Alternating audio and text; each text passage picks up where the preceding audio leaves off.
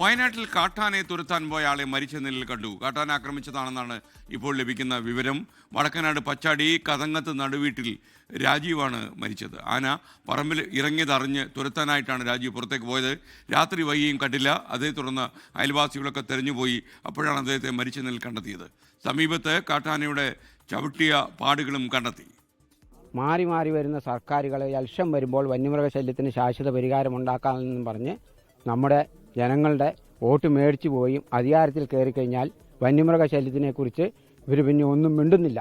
നമ്മൾ പ്രക്ഷോഭം നടത്തുമ്പോൾ നമ്മളെ കാണാത്ത മട്ടിനാണ് കാര്യങ്ങൾ പോകുന്നത്. വന്യമൃഗശല്യത്തിന് ശാശ്വത പരിഹാരം ഉണ്ടാക്കാൻ വേണ്ടി നമ്മളതിനൊരു കൃത്യമായൊരു പരിഹാര മാർഗം പറഞ്ഞിട്ടുണ്ടായിരുന്നു. റെയിൽവേ ട്രാക്ക് കൊണ്ടുള്ള വേലി കെട്ടിക്കഴിഞ്ഞാൽ ഈ വന്യമൃഗശല്യത്തിന് ഒരു പരിധി വരെ പരിഹാരം ഉണ്ടാക്കാൻ പറ്റും. ഞങ്ങൾ പണ്ട് മുതലേ പറയുന്നില്ല, ഞങ്ങൾക്ക് ഈ തൂക്കുവേലി ഞങ്ങൾക്ക് വേണ്ട. കാഷ്കാട് ഫെൻസിങ്ങോ അല്ലെങ്കിൽ ആന വരാത്ത രീതിയിലുള്ള മതിലുകളോ മതി ഞങ്ങൾ ആദ്യം മുതലേ പറയുന്നതാണ്. ആരോഗ്യ സ്വാർത്ഥ താല്പര്യങ്ങൾക്ക് വേണ്ടിയിട്ട് ഒരു ആളെ ജീവനോട് ഈ ഒരു സംവിധാനത്തിൽ പോയിരിക്കുകയാണ്. വയനാട്ടിൽ നിന്ന് കാളിദാസൻ ദേവദത്തം നമുക്കിപ്പം തത്സമയം ചേരുന്നു. Kalidasan, good morning. പറയൂ Kalidasan. Very good morning S K. ഇപ്പോൾ വലിയ രീതിയിലുള്ള ഒരു പ്രതിസന്ധിയിലേക്ക് കാര്യങ്ങൾ നീങ്ങിയിരിക്കുന്നു എന്നുള്ളതാണ്. വയനാട്ടിൽ നിന്ന് വടക്കനാടാണ് ഇത്തരത്തിലൊരു സാഹചര്യം ഉണ്ടായിരിക്കുന്നത്.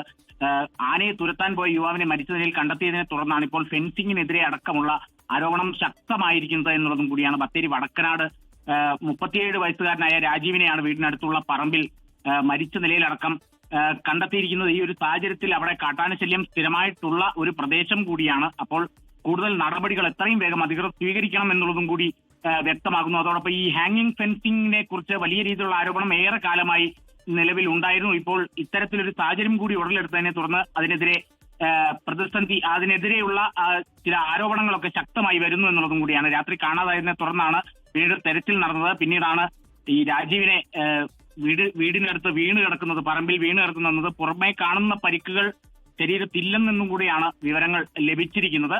ആനയെ തുരത്താൻ പോയ യുവാവാണ് മരിച്ച നിലയിൽ കണ്ടെത്തിയത്. ഇപ്പോൾ ഹാങ്ങിങ് ഫെൻസിങ്ങിനെതിരെ അടക്കം ആരോപണങ്ങൾ ശക്തമായി തന്നെ തുടരുന്ന സാഹചര്യം കൂടിയുണ്ട്. S K. ലോകത്തെവിടെയായാലും ഏത് സമയത്തും 24 വാർത്തകളും ഓഗ്മെന്റഡ് റിയാലിറ്റി പാക്കേജുകളും എക്സ്പ്ലെയിനറുകളും വിശദമായി കാണാൻ ഞങ്ങളുടെ യൂട്യൂബ് ചാനൽ നിങ്ങൾക്ക് സബ്സ്ക്രൈബ് ചെയ്യാം.